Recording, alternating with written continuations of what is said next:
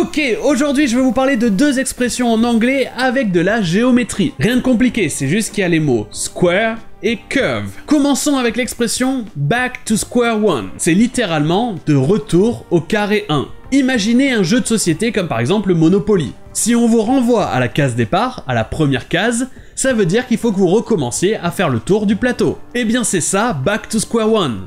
Ça veut dire reprendre à zéro parce que ce que vous étiez en train de faire n'a pas marché. Et il y a plusieurs hypothèses sur l'origine de cette expression. Ça pourrait venir des jeux de société, ou alors des cases de la marelle, ou encore ça viendrait il y a longtemps des commentateurs de foot qui découpaient le terrain en carrés pour que les gens qui écoutaient à la radio s'y retrouvent. Mais rien de tout ça n'est sûr.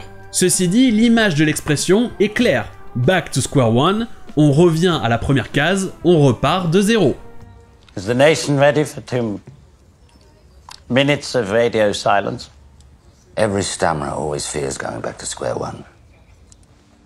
Et ensuite, parlons de learning curve. C'est littéralement une courbe d'apprentissage. L'idée, c'est que quand vous apprenez quelque chose, il y a un certain rythme à suivre et une certaine quantité d'informations à apprendre pour que ce soit efficace et qu'il n'y ait pas trop d'informations d'un coup. C'est ça la courbe d'apprentissage, la learning curve. Mais justement, en général, si on parle de learning curve en anglais, c'est que ça ne se passe pas comme prévu. On parlera par exemple de steep learning curve. Steep, c'est un adjectif qui veut dire abrupt ou raide, pour parler par exemple d'une pente. C'est pour ça que vous avez le jeu de ski et de snowboard, steep.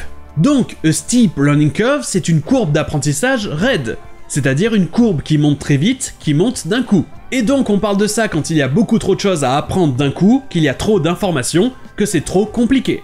Mais dans l'extrait que je vais passer de Breaking Bad, on parle même pas de steep learning curve, on parle juste de a bit of a learning curve. Littéralement, c'est un peu une courbe d'apprentissage. C'est une manière sarcastique de dire que c'est une sacrée courbe d'apprentissage.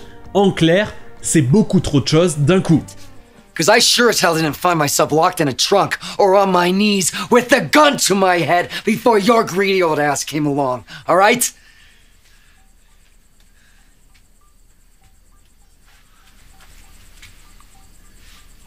I will admit to a bit of a learning curve. Oh. And perhaps I was overly ambitious. Et voilà pour ces deux expressions et je vous dis à demain.